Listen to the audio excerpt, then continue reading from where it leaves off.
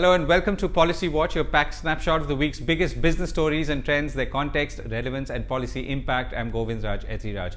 India's mutual fund industry is seeing record investor inflows. Mutual funds now represent about 4.5% of total market capitalization of the Indian markets, up from 2.9% 2 years ago, according to a report in the Business Standard. From May 2014, since the new government took charge, some 1.75 lakh crores have flowed into equity schemes. Some 3,000 crore rupees is coming in every month from systematic investment plan, compared to 800 crore a month a few years ago, and the number of equity folios has risen from 29 million to 37 million. Now, with such strong flows, does this mean that Indian markets are the first time insulated from foreign investors? And equally, how are savers and investors likely to allocate their resources, or should they? And what are the larger policy implications for this, positive or otherwise? To discuss this, I'm joined by Navneet Munot, CIO or Chief Investment Officer at SBI Mutual Funds, Harsha Upadhyay, CIO Equity at Kotak Mutual Funds, and Jimmy Patel, CEO at Quantum Mutual Fund. Thank you all for joining me. Jimmy, let me begin with you. So 2014 seems to have been the turning point.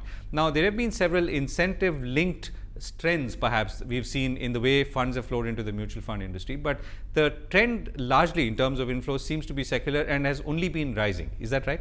Correct, very true. It's been the retail investors who have caught the fancy of mutual funds, and unlike earlier periods where markets used to tank and the retail investors used to redeem, this time the investors are quite mature and they have stayed with the mutual funds, and even when the markets had a little dip earlier on, we haven't seen large redemptions happening.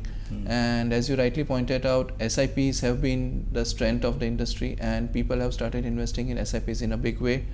In fact, last 1 year, the mutual fund or the domestic inflows are quite high as compared to the foreign inflows, which was the case way back in 91-92. This is after almost 2 decades that we are seeing this kind of a trend happening. Okay, so that's significant. So is this something that's secular? That's a question that I want to be asking all of you. I mean, is this something, as a trend, is it likely to continue the way we are seeing it, like perhaps in the US, where you have almost 44% of households holding mutual fund shares or stock?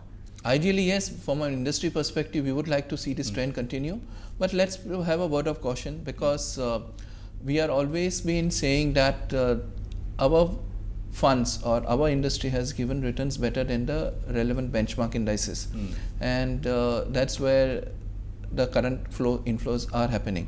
People have not yet invested in a big way into passive funds or index funds. Government has also started pushing the passive funds by way of opening up DPFO investments, etc. So that trend, if continues, we'll see more inflows happening into the industry. However, a lot of one negative aspect also has happened during the same time, where fixed income products taxation underwent a major change, and today as an industry, so when you say fixed income, you mean debt or bonds? Debt, the bond products. Yeah. And today the taxation regime for bond products rolled out by a mutual fund is not as fair as compared to bonds per se available in the market from a tax regime perspective. And fund of fund, another product, is also not tax efficient. So certain anomalies are there from a tax perspective. If they are removed, then maybe the industry can see much larger inflows. Right. Navneet, let me sort of come to you. We've been seeing unprecedented flows into mutual funds for a while now, and the percentage in terms of market capitalization has hit on 4.5%, which is an all-time high. So broadly, what explains these flows, before I come to what the impact and the policy implications could be? A lot of things. I think overall, because the macro environment has improved over the last 2 years or so, people are seeing long-term potential, not only in the Indian economy, but the money that they can make by investing into equities through mutual funds.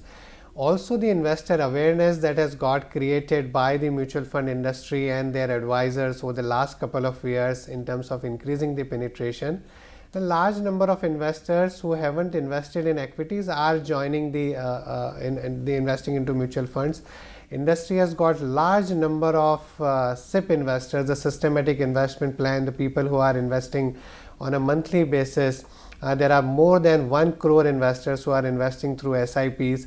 So a new culture is developing, but we have a long way to go, looking at the fact that there's still a very small part of the population which is investing into mutual funds. But yes, the momentum is picking up gradually, and we think that over a longer period, lot many more investors are likely to join. Harsha, how has this changed the characteristics or the behavior of the markets? I mean, are we seeing a more stable stock market because you have so much domestic flows coming, particularly from investors into institutional platforms like mutual funds? A couple of years back, if you remember, in case of volatile times, we used to see outflows from foreign institutional investors, and that used to put a lot of pressure on Indian markets, irrespective of where the fundamentals were, simply because there were no counterbalancing flows in that sense at that point of time. But in the last 18 or 24 months, we have been seeing consistent flows into mutual fund industry. On an average, last calendar year, we got about 6.5 to 7,000 crores every month into equity mutual funds. Although the numbers have gone down a little bit during this year, but SIP numbers are continuously flowing in. More than 1 crore folios have been continuously putting money on a monthly basis in a systematic way, which amounts to about 3,000 crores every month. So these counterbalancing flows have in a way made sure that the volatility in the market has reduced, and also we are not solely dependent on foreign institutional investor flows anymore. While that is important, I think the domestic part has also become relevant at this point of time. Navneet, is this a secular trend or is it too early to call that? I mean, I'm really talking about the present. I mean, the increasing influence of domestic investors via mutual funds in the markets, and to that extent, a far more stable capital market environment. I think it's a secular trend. This is just beginning. This is like a 401k revolution in US or several other countries, what they have witnessed, where a good part of household savings get channelized into their own equity market, their own capital market. I think this is just beginning, and it is not only the retail investors who are investing into mutual funds, but also the pension funds led by EPFO and the other provident funds who have started investing in equity. That is also an indirectly money coming in of the households into the equity market. I think this is a secular trend. People are seeing that other asset classes are not delivering the returns that they expected, like the real estate and gold, and more money is likely to flow into the financial savings, and I think that will do a lot of good to the country over a longer period. Also will reduce the vulnerability that we have as an economy from the foreign institutional investors flows that impact not only the equity market but the currency market, with implications even on the real economy because of that volatility. So I think this is a secular trend. Navneet, one of your industry colleagues, one of the mutual funds, actually said that they were not in a position, or they were not confident enough of taking in more funds because some of the small cap fund that they were running did not have that much potential to absorb or deploy. Now, is that, was that a one-off case? Do you see that as a larger problem given, is there enough appetite? No, not really. As you mentioned in the beginning, that as a percentage of the total market capitalization, the money that all of us put together in mutual fund industry have is very small, and we have a very, very long way to go. Having said that, at different points in time, there could be some sub-segments or categories of the market where a large chunky flows may lead to a situation where you think that opportunity to generate alpha is limited and you are restricting that or making it little more disciplined. And I think that's a more one-off thing, maybe in a sub-segment where a lot of money has come into the small cap categories, where of course there are some challenges in terms of liquidity, but considering the size of the market in the large cap space and the mid cap space, I think there is a potential to get a lot more money than what the industry has today. Couple of questions on the structure of the markets, and let me come to the first one, and let me bring you in here, Harsha. Mutual funds traditionally have been passive when it comes to issues around corporate governance. Now, also mutual funds have not had much of a role to play because they were not so big, at least in the past, in relative terms. Now with that changing, do you see mutual funds, or is it imperative upon mutual funds to play a more aggressive, dynamic role on boards, on issues to do with corporate governance? Govind, the role that the mutual funds have been playing in the corporate governance activities has continuously been on an increasing trend. We have seen most of the mutual funds now take voting of various agenda items of corporates very seriously. We have a policy which we follow at Kotak Mutual Fund, wherein we vote for most of the agenda items of the investee companies that we have in our portfolio. Similarly, all other mutual funds are also practicing this, and every quarterly basis we are putting out the rationale for such a voting on our website, which is a SEBI mandated issue, and all other mutual funds are also participating that. So clearly over the last few years, I would say that the activism of mutual funds in the area of corporate governance is increasing. Obviously, I mean, it's a long way to go before we really say that everything is fine. Navneet, what's the opportunity that you see for, if the markets are indeed changing in character and behavior as we've just discussed, what is the opportunity? I mean, this is not just for, let's say, investors, but it could also be for issuers, for government itself, which has such a large stakeholding in the market via all its owners, all its stakes that it has in various companies or banks for that matter. For almost everybody, so India has humongous investment needs over the next several years to fund its infrastructure needs, its investment needs. On the other side, the ability of the corporate sector to invest, or even the banking sector, looking at the situation in last couple of years, would be limited. But we have one balance sheet which is in a great shape, and that's the household balance sheets. Through the mutual fund channel, if we can channelize those savings into the capital market and give an ability for the corporates to raise money both in the equity market and the debt market, this can do a lot of good to the economy over a longer period. You rightly mentioned even the government, which needs to divest almost every single year, whether it's the PSUs or even the banks that have to raise a lot of capital. I think the channelization of the household savings into the capital market is a very, very essential part of the overall long-term structural India's growth story. That's very critical for us. And I would again repeat the same point, even at the cost of repetition, that emphasize that we have been very vulnerable to the global risk on, risk off sentiments, global liquidity cycle, global interest rate cycle, because the FII's behavior impact not only the equity market, but indirectly all the other financial markets, currency markets, and have ramifications on the real economy. It impacts the sentiments. Once we have more flows from the domestic markets, from the domestic investors to the mutual funds, that vulnerability will subside, and that will do a lot of good things to the economy. So last question to both of you, and let me begin with you, Harsha. So what do we need to do from a policy perspective, if at all anything, to ensure that we keep the flow of domestic investors into financial assets and presumably in this case mutual funds? Clearly the fiscal prudence that's being witnessed in the country from government perspective has helped our macro fundamentals to improve. The focus from Reserve Bank of India in terms of controlling inflation has also helped. At the same time, we are recovering from our economic downturn. So overall, while the fundamentals are recovering, the valuations are fair, and hence money flow into equity funds, into capital markets will continue to happen. But that's going to be a very gradual process.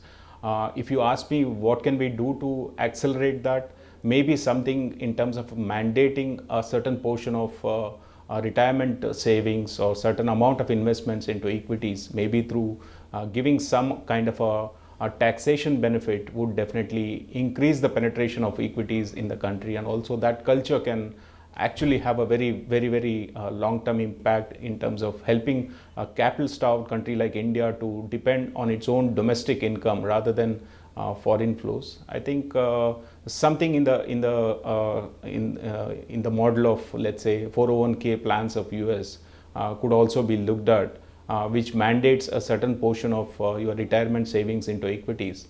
And before that happened in US, the equity penetration was in single digits. But today, as we speak, that is more than 40%. Right. Navneet, if I can get a 30-second answer from you. So what's the one policy step that you would like to see to ensure that the trends that we've been speaking of in the last 10 minutes continue in the manner that we would like it to? I think we had a phenomenal success in Jan Dhan Yojana because it was driven by the top, and everybody, all participants in the system supported that, and we got 200 million accounts, which are unthinkable. If you can have something like a Jan Nivesh Yojana, where let's say if you have a bank account, you can invest into mutual funds. You don't have to go through some other formalities like KYC. Make it very easy, where you've got now almost entire population covered under the banking system. If it is, the transaction becomes so easy to do for a layman get into the mutual fund. I think that will do a lot of good. Also, I think if it comes from the top in terms of, let's say, when you do the advertising of the mutual funds and emphasis is on mutual funds are subject to market risk, which is not the case when you go and book a flat or when you go and buy a diamond jewelry or when you invest in let's say a chit fund. I think that the perception has to get created that for a longer term wealth creation, it's important that people save prudently through a mutual fund route. Let me ask you a last question then. So if you were to say that here are the 2 or 3 things that should be done to ensure that the overall share of financial assets remains high, people move from non-financial assets or relatively dead assets to financial assets, and within that, I'm sure from your industry's point of view, mutual funds, what else needs to be done? I would put 3 things in a nutshell. The first is way back in 96-97 there was a 54 EIEB product wherein people any capital asset used to be sold and the gains or the complete proceeds used to be invested in a mutual fund, and tax exemption, capital gains tax exemption was made available. Then in 2001-2 it was abolished. Something similar needs to get introduced, and that money as a precondition like your ELSS product can be invested into infrastructure. Today infrastructure needs money, and mutual fund can be a good medium to mobilize that kind of money from the domestic investors to be invested back into the infrastructure sector. That can be done only if this capital gains exemption benefit is available. That is point number 1. Point number 2, if we were to just go back a little in terms of what RBI is doing. Today RBI has rolled out 3 categories of banks, three categories, payment banks, small banks and a universal bank, and have opened up license on tap kind of a thing. Professionals are allowed to set up banks, etc., some based on the parameters.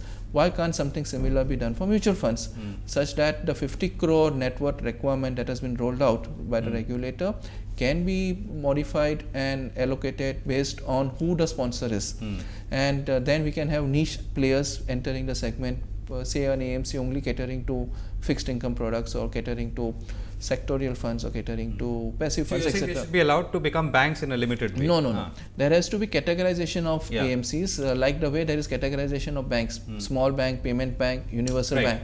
So accordingly the network criteria undergoes a change, and more players enter the system. Today you need more players entering the system such that domestic savings can be mobilized. And the third thing is, why can't a sponsor be allowed not to set up an AMC but outsource the fund management to a different AMC?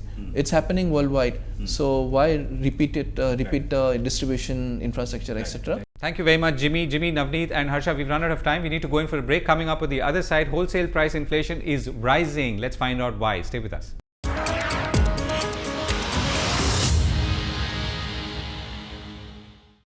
Welcome back to Policy Watch. India's wholesale inflation numbers have zoomed unexpectedly, hitting a 23-month high in July at 3.55% compared to 1.62% in June. Now, the price rise has been driven by inflation in food, which rose for the first time to double digits, or 11.8%, the highest in 31 months or since December 2013. Now, wholesale price numbers are tracking consumer price inflation, which hit a 2-year high of 6.07. The immediate fallout of rising inflation is that an expected interest rate cut in October is unlikely to materialize. So the question we're asking is, first, why are we seeing such sharp and somewhat unanticipated spikes in inflation? Second, could we see a cooling off as the monsoons see effect? And finally, what should the policy response be? To discuss this, I'm joined by Anish Chakravarti, lead economist and partner at Deloitte, and Anjali Verma, economist at Phillip Capital. Thank you both for joining us.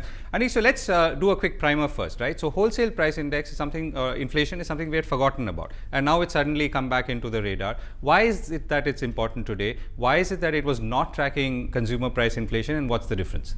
So I think, you're right, we forgot about it because we were in negative as far as WPI is concerned. Well, CPI, we were tracking it because the RBI has actually shifted focus towards CPI with the inflation targeting and anchoring that we've seen. Having said that, there are 2 very important differences between CPI and WPI as far as I'm concerned. One is CPI, of course, tracks inflation at the retail level, meaning at the hands of the consumer, while wholesale, WPI, as the name suggests, it's wholesale at the time where the producers are taking it out. Secondly, the equational differences, so wholesale plus transportation and distribution margin will give you likely the retail. The second thing is services is not counted in WPI while it's computed in CPI. Initially, when the focus shifted to CPI, I think a lot of the divergent trends were because of these differences. But increasingly, if you look at what happened with CPI and what's happening with WPI, a lot of it is being driven by food, primarily food. Right? We spoke about a month back on CPI, primarily vegetables, cereals, and pulses. And now if you look at WPI, it's not just those three items, it's much more diverse as far as that is concerned. So I think that divergence, which is primarily because of food, is sort of making them. Right. Anjali, can you build on that a little bit? So why is food causing these distortions, and is food the whole and sole? Is it the biggest sort of problem in this entire pack? See, I think it has always been food. I mean, food has been rising for the last 3 to 4 months. So incremental rise in data that we have seen in manufacturing, because CPI more or less was elevated and WPI was in negative zone. So I think the prime reason for it to shift from the negative zone to the positive zone is the manufacturing inflation, which is rise in the commodity prices. So be it Brent, be it metal prices, we have seen sharp jump in cement prices. So the gap narrowing is largely being led by the rise in commodity prices. For the services or for the CPI, services inflation has always been on the higher side. Okay, so I mean, just to mention again, the gap narrowing is largely because of the rise in the manufacturing inflation and the manufacturing commodities. Yeah. Right. So food is something that is unexpected, and yet we've seen a rising trend there. So why is that rising so rapidly? I mean, again, for someone who's trying to understand. See, two things I think that has happened. One is the impact of the poor monsoon in the last 2 years is being felt. That's one. Second is that in the beginning of last financial year and until the end of the financial year, government was trying to manage it very well. And after that, it fell much in control, and both RBI and the government were quite happy with it. And I think after that, they let it loose. There is because we are now seeing cereals inflation rising, which is something which can be very well managed by the government, for which there are food stocks with the government. So that, as well as the problem with the pulses, that is clearly reflecting that there is some gap from the government. Right. Okay. So Ari, so where have we exactly lost control?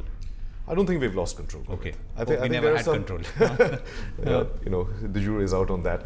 But I think there are a few dynamics at play here, which is very important. First is, where does food hit from now on, right? So we have to talk about that.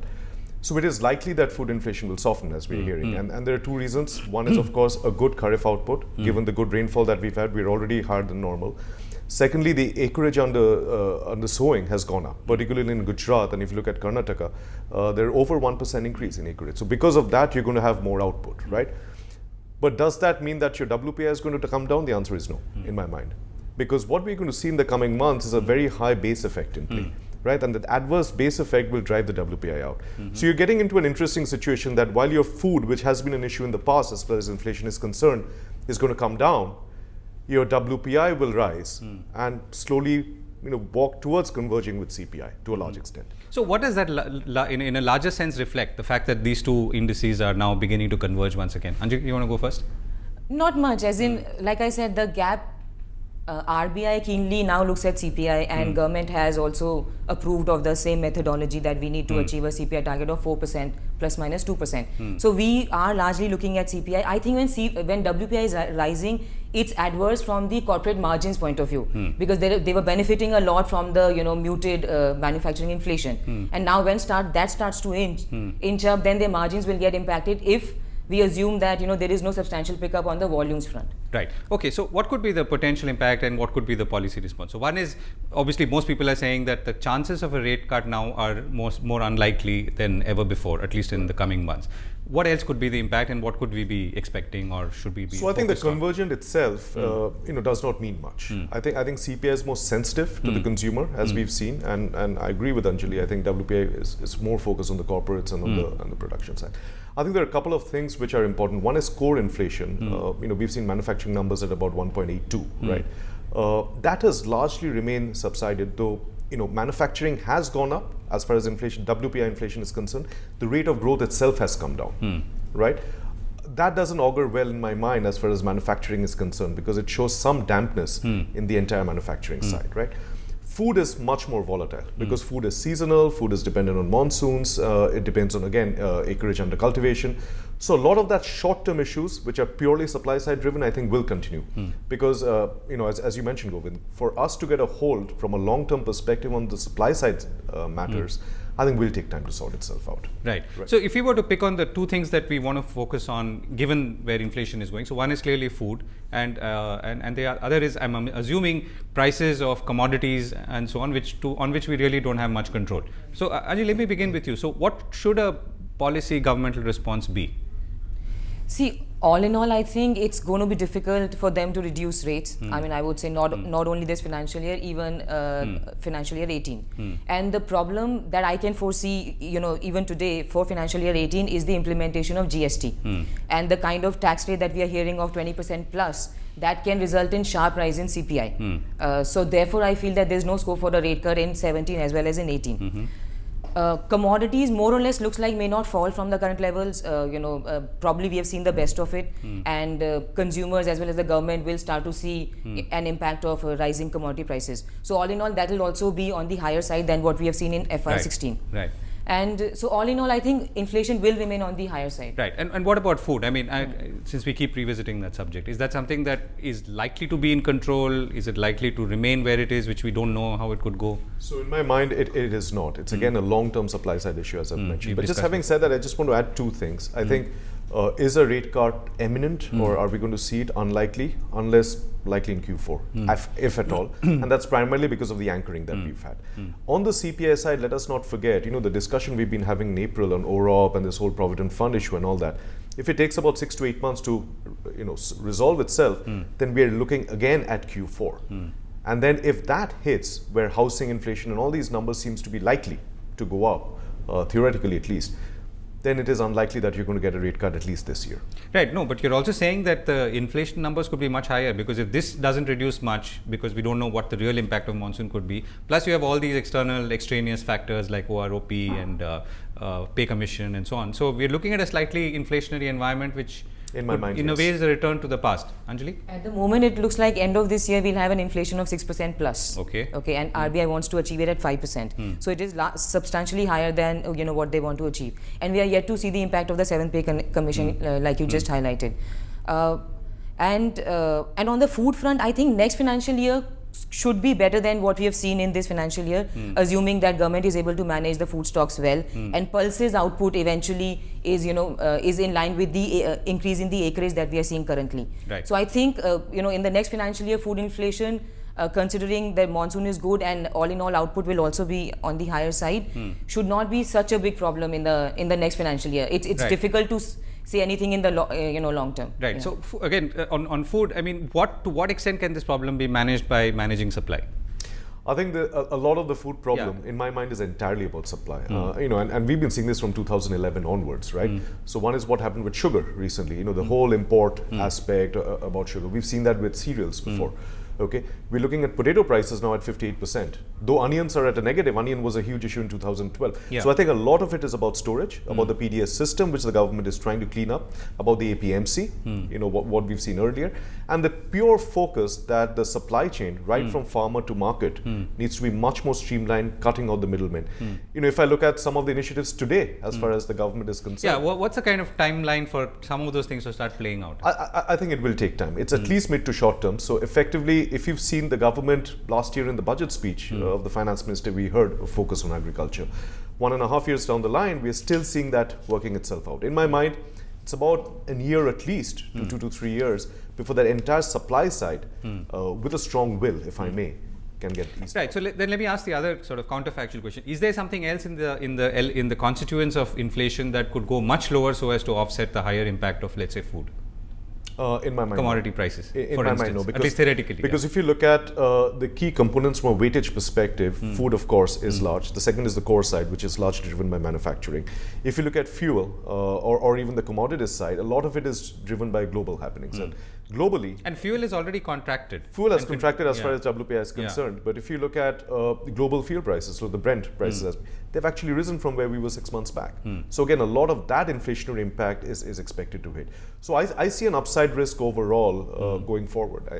I don't think, unless on the food side we manage ourselves better to counter that upside risk from the other areas, I think we're going to be living in an inflationary scenario. Anjali, closing sort of view on this? I think going ahead, some correction can come on the vegetables front, some bit on pulses. Brent, if at all, it can fall from the current levels, but other than that, it looks unlikely that we can get some support from fall in other commodities. Right. So you're saying, therefore, you're in medium to long term, you're still looking at an upside rather than or rather inflation moving up rather than down. As in, yeah, it's going to be much higher than RBI's guided trajectory. Definitely higher than 5% that they want to achieve by the end of this financial year. Right. So we've run out of time. Thank you so much for joining us. That's all we have time for on Policy Watch this week. We'll be back next week, same time. Thanks for watching.